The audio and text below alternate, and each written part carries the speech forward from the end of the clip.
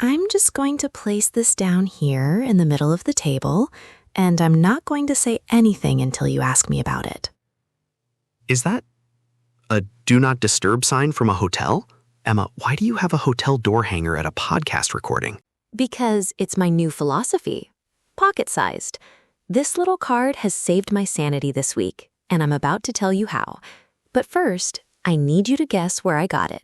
Please don't tell me you stole it. Actually, wait, I want the whole story. Did you steal it? From which hotel? Was it the fancy one with the free slippers? It was not the fancy one. It was a 3-star place on a work trip, and it ended up in my suitcase by accident, I swear. But then I started carrying it around, and do you know what I did with it this week? I'm almost afraid to ask. Did you hang it on your office door, your laptop, your forehead? All 3, in that exact order. But seriously, on Wednesday, I hung it on my office door, and I had the most peaceful afternoon of my entire year. And it made me realize something. I've been running my life without a door, and I thought I should tell Jake about this. So here we are. Running your life without a door. That's actually a perfect sentence. I think I need one of those hangers too. Okay, I'm hooked. What happened on Wednesday? All in good time. But first, hey, English learners, welcome back. I'm Emma, and this is Jake. And today we're talking about setting boundaries. Why saying no feels so hard. Why we people please our way into exhaustion, and how to build a door for your life without drowning in guilt. And we'll test whether Emma's hotel hanger experiment actually holds up, share 2 very different boundary stories, and give you the exact words to use when no gets stuck in your throat. Plus, a game, obviously. Stick around. So, Wednesday? Walk me through it. What actually happened? Simple version, I hung a piece of cardboard on my door and nobody walked in for 4 hours, and I finished a project that had been sitting on my desk for 3 weeks. But the embarrassing part? I'm 40-something years old, and that was the first time in my entire career I'd ever closed my own door. That's not embarrassing. That's the whole episode in one sentence. But I know you, Jake. You're not telling me the real story. What happened before the hanger? What pushed you to finally do it? Fine. The real story involves my neighbor, her plants, and 2 months of my life. I've never told anyone this. Her name is Priya, and she asked me to water her plants for 1 week while she was on holiday. 1 week, Emma. I said yes immediately. I'm incapable of saying no to a favor.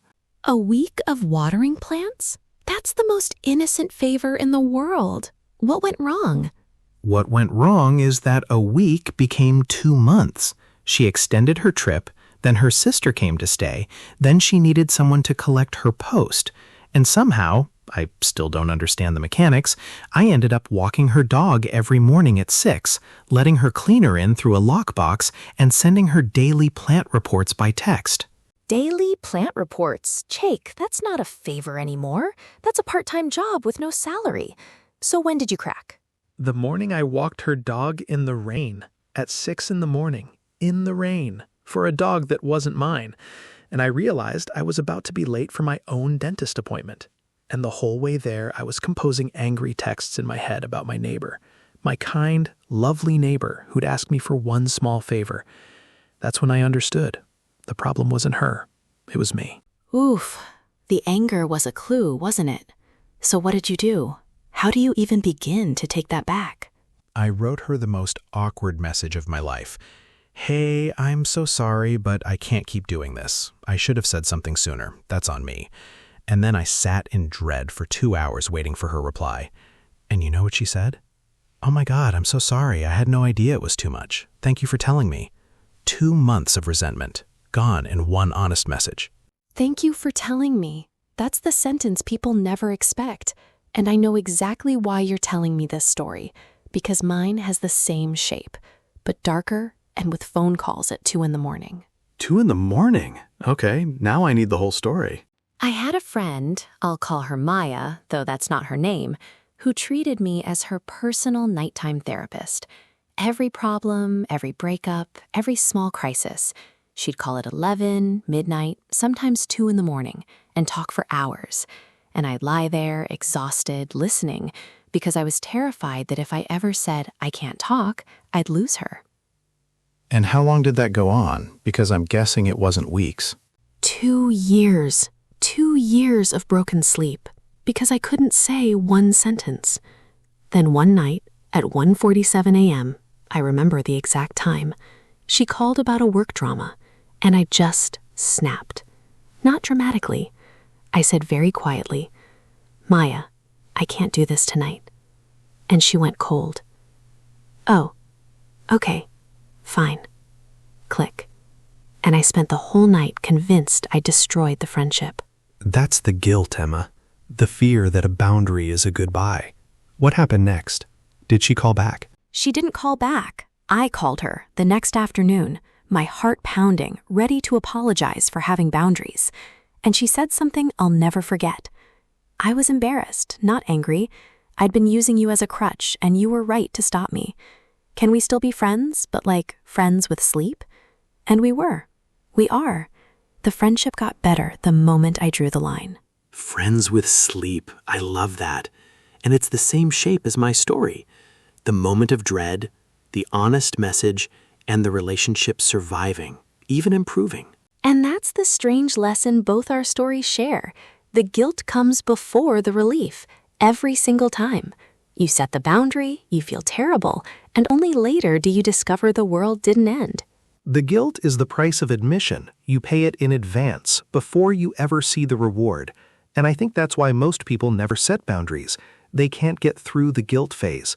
They mistake the guilt for a sign that they've done something wrong.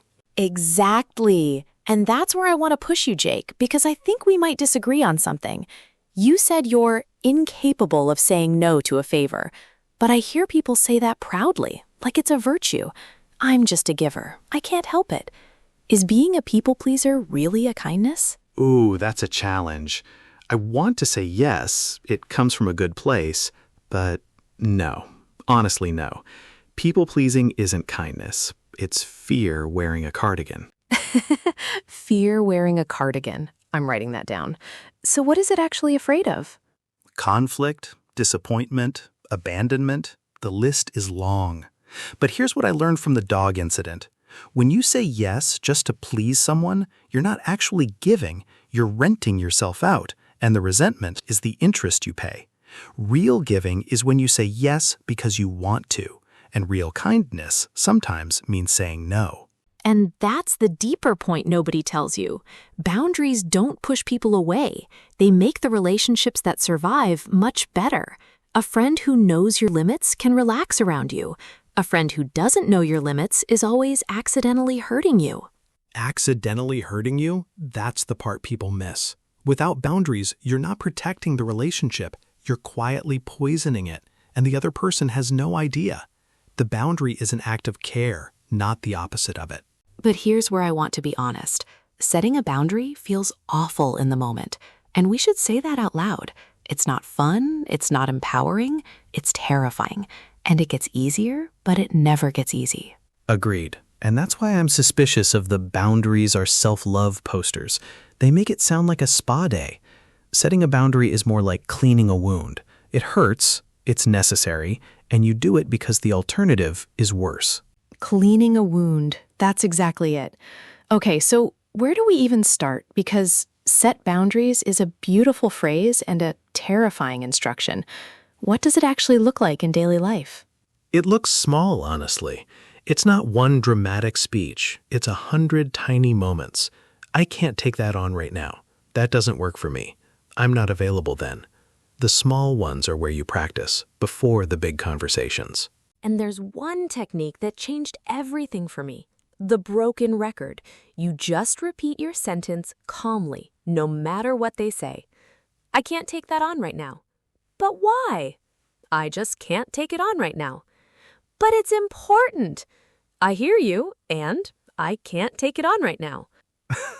The broken record. It sounds robotic, but it works because it gives the other person nothing to argue with. No new information, no excuse to attack, just a calm, friendly wall of no. A calm wall of no. I like that. But here's my question, and I suspect we disagree again. Should you explain your no? I've heard both sides. Always explain, it's respectful, and No is a complete sentence.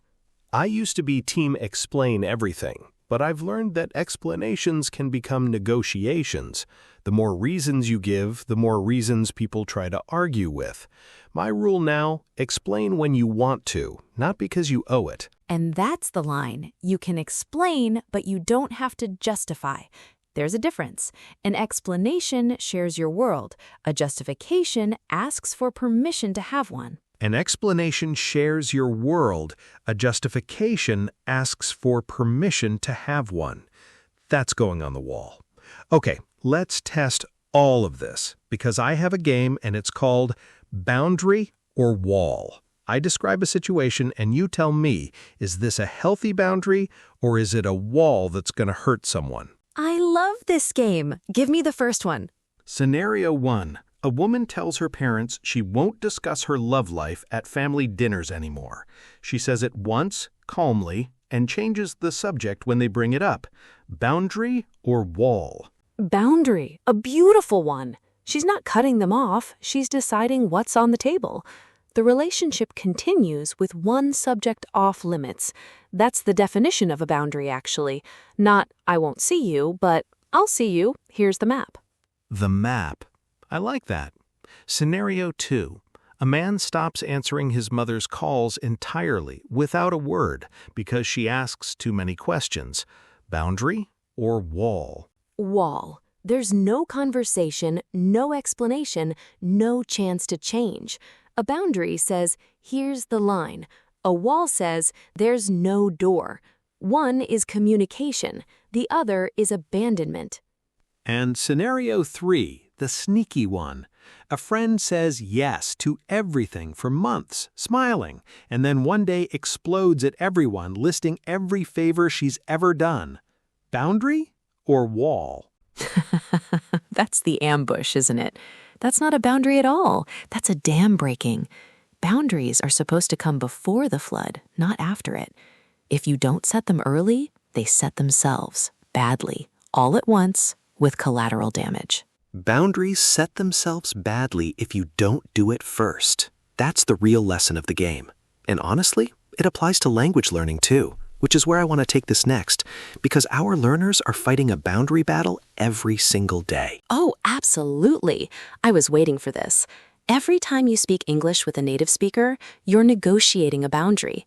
Could you say that again, please? Could you slow down a little? Sorry, what does that word mean? Those tiny questions are boundaries, and learners are terrified of them. And the most important boundary of all, the one where you stop apologizing for your English. You're allowed to take up space in a conversation. You're allowed to be slow. You're allowed to make mistakes. That's not rudeness. That's a learner exercising their right to be there. Exercising your right to be there. And here's a boundary every learner needs. When someone switches to your language because your English is slow, you can gently say, I'd like to keep practicing in English if that's okay. That's not awkward, that's a boundary, and native speakers respect it more than you'd think. They do, because most people switch languages out of kindness, not impatience. They think they're helping. Tell them you want to practice, and 9 times out of 10, they'll happily stay in English. You just have to ask, and asking is the boundary. Okay, let's get practical. Give our listeners the exact scripts, the words to use when no gets stuck. Jake, what's your starter kit? Starter kit in order of courage. I can't take that on right now. That doesn't work for me, but thanks for asking. I'm not available then, but I could do another time. And for the big ones, I need to set a boundary here, and it's about me, not you. Save that one for when it really matters. And I'll add my favorites. Let me think about it. A boundary against instant answers. I'll need to check my calendar. A boundary against the word yes leaving your mouth by accident. And the kindest one of all, I'm honored you asked, and I can't do it. It says no without slamming any doors. I'm honored you asked, and I can't do it. That's the warm no. And the warm no is the whole trick. Firm on the boundary, soft on the person. Most people think it's either or. You're either nice or you're firm, but you can be both. I love you, and I can't do that. I love you, and I can't do that. That's the sentence I wish I'd had 2 years ago at 1:47 in the morning. And here's the realistic part nobody talks about. Some people will still get upset. You'll set the warmest boundary in the world and someone will still be annoyed. And that's okay. That's not a sign you did it wrong. That's the part I want to underline, because it's the thing that stops most people. They try once, someone gets grumpy, and they conclude boundaries don't work. But the grumpiness is normal. Some people need time to adjust to the new map. Their discomfort isn't your failure. Their discomfort isn't your failure. And here's the grounded truth we've been circling all episode. You can't set a boundary and control the other person's reaction at the same time. You only get to control your half. Your half is the sentence. Their half is theirs. Your half is the sentence, their half is theirs. That's the whole philosophy, honestly. And it's a relief once you really hear it, because it means you can stop trying to manage everyone's feelings and just say the thing. And the guilt, because we should name it again, the guilt is not evidence. It's a reflex, a muscle memory from years of people-pleasing. It doesn't mean you were wrong. It means you're changing, and change always feels wrong at first. The guilt is a reflex, not a verdict. I'll repeat that to myself next time I send an awkward message. And you know what?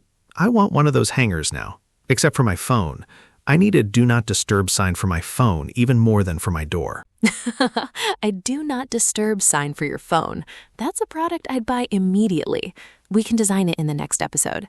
Okay, I think we've earned the nerdy bit. Are you ready to slow down and do word tour? Always ready. It's word tour time, where we take the words that actually showed up in our conversation and give them a proper home.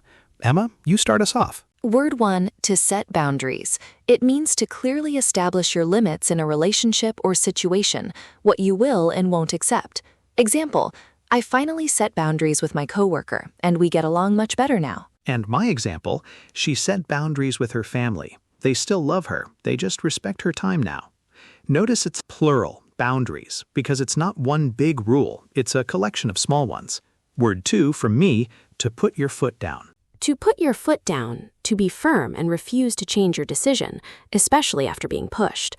Example, after 3 months of extra work, I put my foot down and said no. It's the strong, decisive version of a boundary. And my example, he'd been too soft with the kids, so he put his foot down about bedtime, and they tested him for a week before they believed him. Word 3, to draw the line. It means to set a limit on what you'll accept, usually after a series of small violations. Example, I draw the line at answering work emails after 10. And mine, she tolerated his lateness for years, but she drew the line when he missed her birthday. See the pattern? You draw the line after the straw that breaks the camel's back. Word 4, my turn, to push back. To push back, to resist or argue against something instead of accepting it quietly. Example, I pushed back when they scheduled the meeting during my lunch break. And my example, he pushed back on the budget and actually got them to approve more. Pushback is the polite act of resistance. You're not attacking, you're standing your ground. Word 5, and the one closest to my heart, a people pleaser. A people pleaser, someone who habitually tries to make everyone happy, often at their own expense. Example, I used to be such a people pleaser. I'd say yes to everything and regret it later. And mine, the office people pleaser burned out in 2 years. That word carries a warning inside it, doesn't it? And that closes the tour, unless you want to go straight into say it better, which I know you do. I do. Say it better. Plain sentences get the upgrade they deserve. First, I want to say no, but I can't. That's honest, but it sounds helpless. Say it better, I need to learn to put my foot down. Because it's active, it names the skill you're building, not just the problem. Second, I don't want to do that anymore. Fine, clear, but a little vague. Say it better. I'm drawing the line at that. It uses the idiom we just learned, and it sounds decided, like the conversation is over. Third, I told him my limits. I told him my limits. That's already good. But say it better. I set clear boundaries with him. Why? Because set boundaries is the natural phrase native speakers use, and clear adds the confidence. It's the difference between stating a fact and owning a decision. Fourth, I argued with my boss about the extra work. I argued with my boss about the extra work. Fine, but argued sounds negative. Say it better. I pushed back when my boss gave me more work. Pushback is respectful resistance. You keep your job and your dignity. 5th, he does too much for other people. He does too much for other people. True, but wordy. Say it better. He's such a people pleaser. One word does the whole job.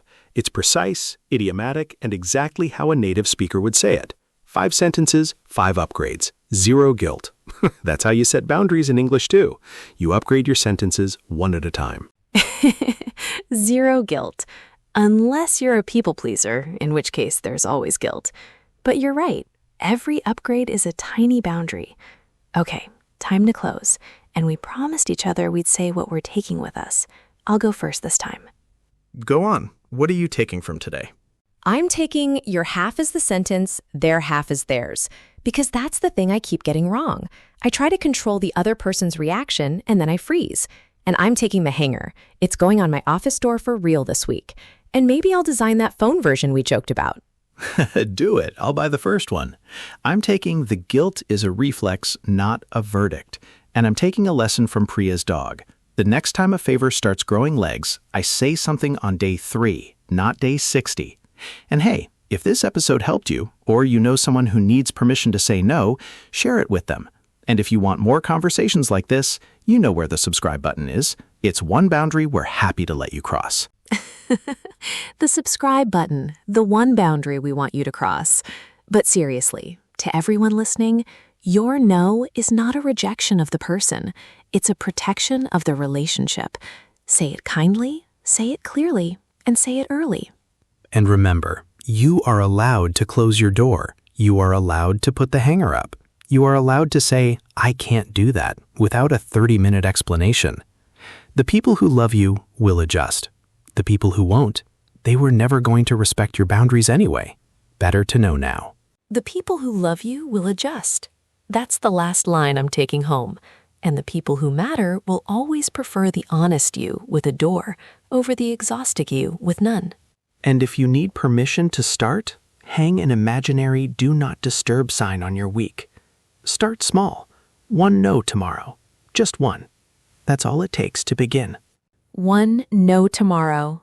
That's a beautiful, tiny, terrifying homework. Take care of yourselves, everyone. Keep learning, keep speaking, and remember, your boundaries are not walls. They're doors with locks, and you're the one who holds the key. Doors with locks, not walls. I'm stealing that for the Museum of Good Sentences. Goodbye, everyone, and may your plant sitting stay a week and your sleep stay yours. Bye. Bye, everyone. And next time someone asks you for something and you feel that knot in your stomach, listen to it. That's your boundary trying to say hello. And that's the whole episode in one image. The knot is the message. Take care, keep learning, keep speaking, and don't forget the hanger. See you next time.